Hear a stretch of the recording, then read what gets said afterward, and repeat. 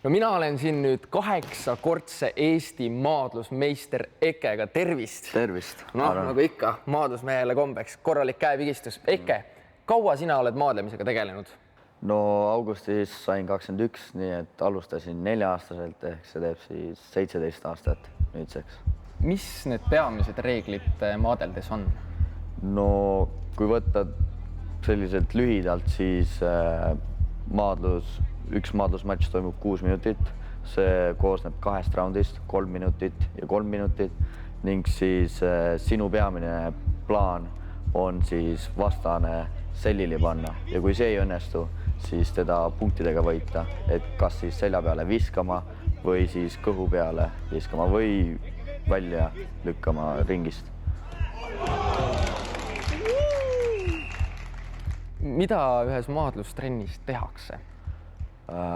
Maadlustrenn koosneb enamasti kolmest erinevast sellisest osast, et meil on soojendus, pärast soojendust on tehnika ning siis pärast tehnikat on maadluspar, kus meil on 100% maadlus.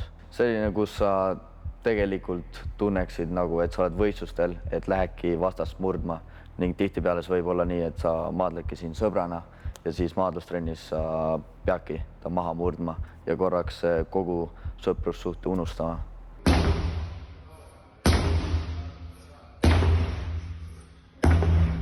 Mis sa ütleksid, mis teeb ühest maadlejast hea maadleja? Neid erinevaid põhjuseid on palju, aga ma ütleksin, et muidugi tehnika, et korduvalt, kui ma olen jälginud tippmaadlejaid, kes on pikalt püsinud tipus, neil on väga hea tehnika ning samuti meil on selline ütlus, et tehnika on igavene ja vorm on ajutine. Nii, no minul on nüüd kõik vajalik seljas ja ma olen valmis maadlema. Peab nentima, et ma tegelikult kardan seda, mis ees ootab. Aga äkki enne veel, kui sa minu peal neid maadlustehnikaid hakkad näitama, no miks maadlejatel sellised naljakad trikood seljas on? See on põhjusel, et ma siin krabada ei saaks, et muidu muutuks asi nagu on judos, et võtad kinni ja aga trikoo ei saa väga. Selge, ühesõnaga kõige peale on mõeldud. No hästi, aga lähme siis platsile. Lähme. Ma siis näitan esimest võtet, et see on minu tegelikult üks parim võte, mis ma teen. Ja see toimub siit.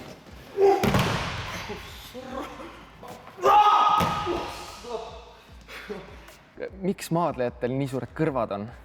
Nii suured kõrvad. Ma mõtleksin, et nojah, öeldakse katkised, öeldakse suured kõrvad. Õige nimetus inglise keelest on siis cauliflower ear, mis tähendab siis lillkapsa kõrva ning see tuleb siis sellest, et sinu kõrv jääb 2 pea vahele, et sinu enda ja vastase pea vahele ning siis see muljub ja täitub verega. Et tundub ikka päris karm. Veidikene õõvastav võib tunduda, aga tegelikult see ei ole nii hull. Ma olen ise ka endal kõrvast võtnud süslaga verd välja. Nüüd ma näitan, ma ütleksin, et kõige sellist suuremat võtet. Et võtan siit kinni. Ma lähen siit. See on päris vinge värk. No nii, päriselt tuleb, jah? Ahah, just. No, teeme. No nii.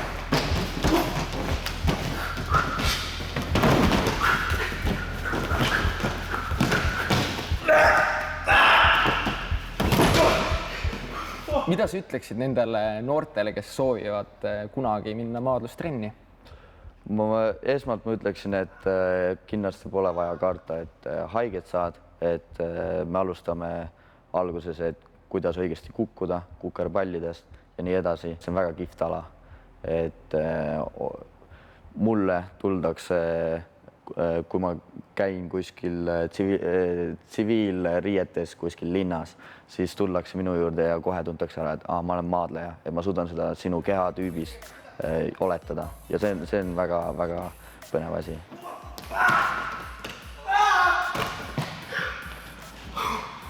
Ossa raksakas, ma ütlen. See oli korralik. Ütleme nii, et Ekkega ma maadlustrenni veel nii palju ei lähe, ma pean natuke treenima hakkama.